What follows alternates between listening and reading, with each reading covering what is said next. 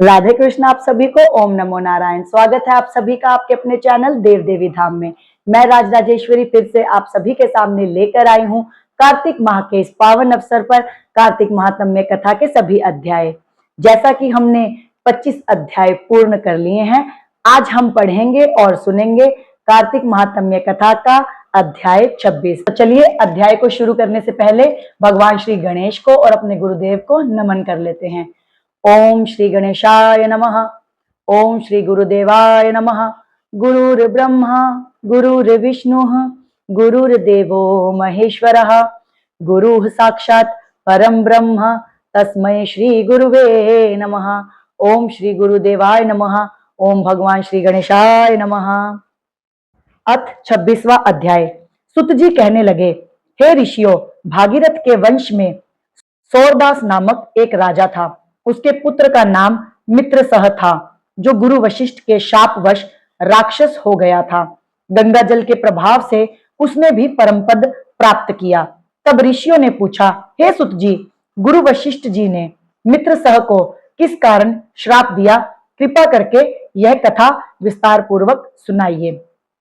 अब सुत जी सभी ऋषि मुनियों को एक कहानी बता रहे हैं सौरदास नामक एक राजा की।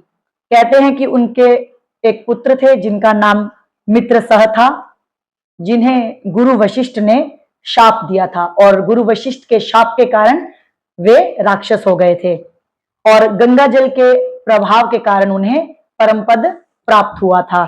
तो जब ऋषि मुनियों ने सुत जी के मुख से उनके बारे में जाना, तब सभी ऋषि मुनियों ने सुत जी से एक प्रश्न किया कि आप हमें यह बताइए कि गुरु वशिष्ठ जी ने किस कारणवश मित्रसह को श्राप दिया था।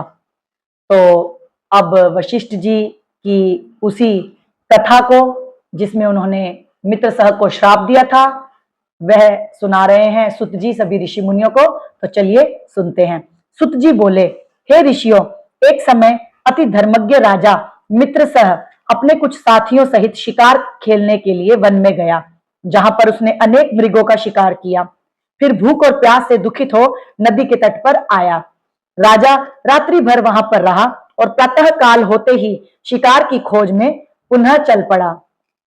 कुछ दूर जाकर राजा ने देखा कि पर्वत की कंदरा गुफा में एक व्याघ्र और व्याघ्री मैथुन कर रहे हैं। राजा ने उनको देखते ही धनुष पर बाण चढ़ाकर उन पर छोड़ दिया। व्याघ्री बाण लगते ही तत्काल वहीं पर गिर पड़ी और थोड़ी ही देर में उसने प्राण त्याग दिए। तब व्याघ्र राक्षस रूप धारण कर अत्यंत क्रोध पूर्वक बोला, हे राजन, तुमने मेरे साथ घोर अन्याय किया है, अतएव इसका बदला अवश्य लूंगा। इतना कहकर राक्षस दुखित होता हुआ वहां से चला गया। तत्पश्चात राजा ने नगर में आकर अपने मंत्रियों से संपूर्ण वृतांत कहा। फिर कुछ समय बीतने पर राजा ने मुनियों को बुलाकर अश्वमेध यज्ञ किया और गुरु वशिष्ठ ने ब्रह्मा आदि देवताओं को विधि पूर्वक हवि देकर यज्ञ समाप्त किया। तत्पश्चात स्नान करने के लिए नदी के तट पर चले गए। इतने में वही राक्षस जिसकी स्त्री व्याघ्री को राजा ने मार दिया था, बदला लेने के लिए यज्ञ स्थल पर आया और गुरु वशिष्ठ को वहां पर ना देख उन्हीं का रूप धारण कर राजा से कहने लगा कि राजन, हम मांस खाएंगे, अंततः हमारे लिए मांस बनवाओ, हम स्नान करके अभी आते हैं। इतना कहकर वह वहां से चला गया।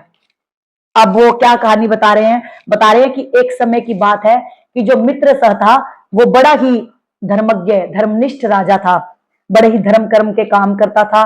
तो क्या हुआ कि वो एक बार अपने साथियों के साथ शिकार खेलने के लिए वन में गया और वन में उसने बड़े ही हिरण मारे और फिर वो भूख प्यास से व्याकुल हो गया और व्याकुल होकर के वो नदी के तट पर आया। और जैसे ही नदी के तट पर आया तो पूरी रात वो वहीं पर रहा और जैसे ही सुबह होती है तो फिर से वो शिकार की खोज में चल पड़ता है।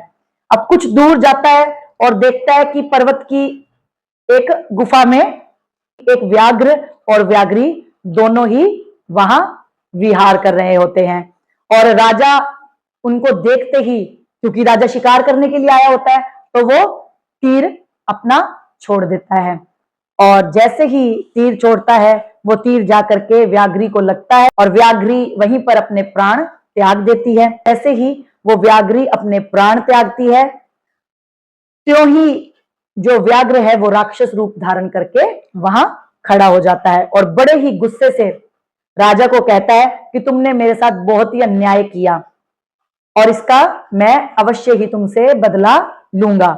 अब इतना कहकर वो राक्षस दुखी होकर के वहां से चला जाता है। अब इसके बाद क्या होता है कि राजा वापस अपने नगर में आता है शिकार खेल करके और अपने मंत्रियों को सब कुछ बताता है कि मेरे साथ क्या हुआ, उस राक्षस ने मुझे ऐसे ऐसे कहा कि मैं तुझसे बदला लूंगा। तो फिर कुछ समय बीतने पर वो राजा अपने महल में अश्वमेध यज्ञ का आयोजन करता है। अब जैसे ही वो अश्वमेध यज्ञ का आयोजन करता है तो उस यज्ञ में गुरु वशिष्ठ ने ब्रह्मा आदि सभी देवताओं को पूरी विधि विधान से हवि देकर यज्ञ को समाप्त किया हुआ होता है। तभी स्नान करने के लिए गुरु वशिष्ठ जी नदी के तट पर चले जाते हैं और इतने में ही वही राक्षस जिसने मित्र सह को कहा था कि मैं तुमसे बदला लूंगा, जिसकी स्त्री व्याघ्री को मित्र सह ने मार दिया था, अब उसका बदला लेने के लिए वो राक्षस यज्ञ स्थल पर आ जाता है और गुरु वशिष्ठ को वहां पर ना देखकर क्या करता है, माया से गुरु वशिष्ठ जी का रूप ही वो धर लेता है और धर करके वो राजा को यानी कि मित्र सह को क्या कहता है कि मैं मांस खाऊंगा, मुझे मांस ला करके दो, मेरे लिए मांस बनवाओ, हम स्नान करके अभी आते हैं। तो क्योंकि वो गुरु वशिष्ठ का रूप लिया होता है और वशिष्ठ जी की ही उस यज्ञ को संपन्न कराने में अध्यक्षता होती है, तो इसीलिए राजा उनकी बात सुनता है और वो राजा को कह करके यूं कि मैं अभी नहा करके आता हूं, इतने में तुम मेरे लिए मांस तैयार करवाओ, ऐसा कह करके वो वहां से चला जाता है। फिर उसी राक्षस ने रसोइये का रूप धारण कर मनुष्य का मांस पकाकर राजा को दिया। जब वास्तविक गुरु वशिष्ठ जी स्नान करके वापस आए तो राजा ने सोने के थाल में सजा हुआ मांस मिश्रित भोजन उनके आगे परोस दिया। अब उधर असल में भी गुरु वशिष्ठ जी स्नान करने के लिए नदी तट पर गए होते हैं और इधर वो राक्षस गुरु वशिष्ठ जी का रूप लेकर के राजा को मांस पकाने के लिए कह करके खुद फिर क्या करता है, रसोइये का रूप धारण करता है माया से और रसोइये के रूप में वो मनुष्य का मांस पकाता है और पका करके सोने की थाल में सजा करके राजा को दे देता है कि जा करके आप गुरु वशिष्ठ जी को दे आइए, क्योंकि वो उसके हाथ से पाप करवाना चाहता है। तो अब जैसे ही वो जो राजा हैं मित्र सह वो उस थाल को लेते हैं, उस थाल में जो मांस पका हुआ जो रखा होता है वो उस थाल को ले करके गुरु वशिष्ठ जी के आगे परोस देते हैं। तब गुरु जी ने ज्ञान दृष्टि से मनुष्य के मांस का भोजन जान लिया और क्रोधित होकर राजा को श्राप दिया कि हे राजन, तुमने हमको मांस मिश्रित राक्षसों का भोजन दिया है, इसलिए तुम भी राक्षस हो जाओ। अब जैसे ही वो थाल गुरु वशिष्ठ जी के आगे करता है तो गुरु वशिष्ठ जी अपने ज्ञान से अपनी दिव्य दृष्टि से ये जान लेते हैं कि इसमें मनुष्य का मांस है, तो वो बड़े ही क्रोधित होते हैं और क्रोध में आकर के वो राजा को श्राप देते हैं कि तुमने मुझे राक्षसों का भोजन कराया है, तो इसलिए तुम भी राक्षस बन जाओ।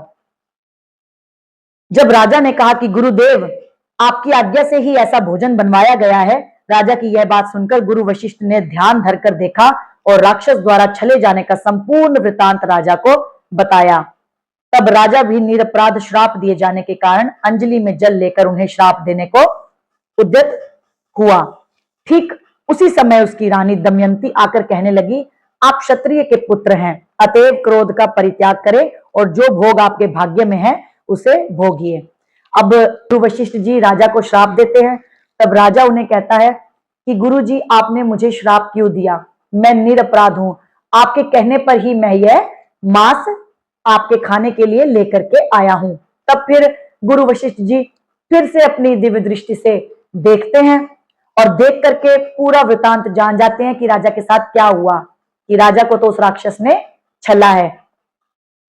तब फिर राजा भी उनको श्राप दिया जानकर राजा भी क्रोध में आता है और श्राप देने के लिए गुरु वशिष्ठ जी को अपनी अंजलि में अपने हाथों में जल लेता है और उनको श्राप देने के लिए जैसे ही वो आगे बढ़ता है तभी उनकी पत्नी यानी कि मित्रसह की पत्नी रानी दमयंती आती हैं और उन्हें कहती है कि हे नाथ, आप क्षत्रिय के पुत्र हैं, इसीलिए आप अपना गुस्सा जो है वो छोड़िए और जो आपको भोगने के लिए आपके भाग्य में मिला है उसे चुपचाप से भोग लीजिए। जो मनुष्य अपने गुरु से हुंकार तुंकार करता है वह वन में जाकर ब्रह्म राक्षस होता है। स्त्री के इन वचनों को सुनकर राजा क्रोध त्याग कर विचार करने लगा कि अब क्या करना चाहिए। अब उसकी स्त्री साथ ही साथ ये भी कहती है कि जो भी मनुष्य अपने गुरु से वाद विवाद करता है या गुरु से अहंकार करता है तो वो वन में ब्रह्म राक्षस का रूप पाता है। और अपनी स्त्री के इन बातों को सुनकर के राजा जो है गुस्से को छोड़ देता है और फिर विचार करने लगता है कि अब क्या करूं। फिर राजा ने अंजलि के जल को ज्यों ही अपने पैरों पर डाला त्यों ही उसके पैर काले पड़ गए। अब जैसे ही राजा ये सोच रहा होता है कि अब मैं क्या करूं, भी मैंने हाथ में जल तो ले लिया, अब इस जल का मैं क्या करूं। तो उस राजा के जो हाथों से वो जल ज्यों का त्यों उन्हीं के पैरों में गिर जाता है और गिरते ही उनके सारे पैर काले पड़ जाते हैं। इसी कारण वह राजा कलमाशपाद के नाम से विख्यात हुआ और इसी की वजह से उस राजा को कलमाशपाद नाम मिला।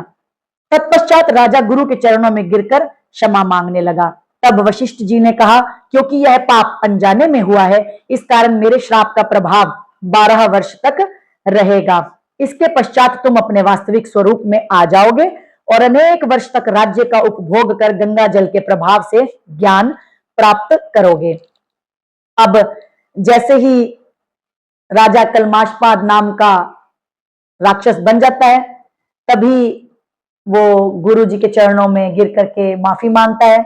तब गुरु वशिष्ठ जी भी उसे बड़े प्यार से उठाते हैं और कहते हैं कि तुमने अनजाने में यह पाप किया है तो इसी कारण तुम्हारा जो श्राप है, जो मैंने तुम्हें श्राप दिया है, उसका असर सिर्फ और सिर्फ 12 वर्ष तक रहेगा और 12 वर्ष के बाद तुम ज्यों के त्यों पहले जैसे ही हो जाओगे और अनेक वर्षों तक राज्य करोगे। और एक समय ऐसा आएगा कि तुम गंगा जल के प्रभाव से ज्ञान भी प्राप्त करोगे। फिर भगवान विष्णु की सेवा करते हुए अंत काल में परम शांति को प्राप्त होगे। इतना कहकर गुरु वशिष्ठ जी अपने आश्रम को चले गए और राजा राक्षसी देह धारण कर निर्जन वन में भूखा प्यासा फिरने लगा। और साथ ही साथ गुरु वशिष्ठ जी ने उसे यह भी कहा कि जब तुम गंगा जल के प्रभाव से परम पद पालोगे, ज्ञान प्राप्त कर लोगे, तब तुम विष्णु जी की सेवा करते हुए अंत काल में परम शांति पाओगे।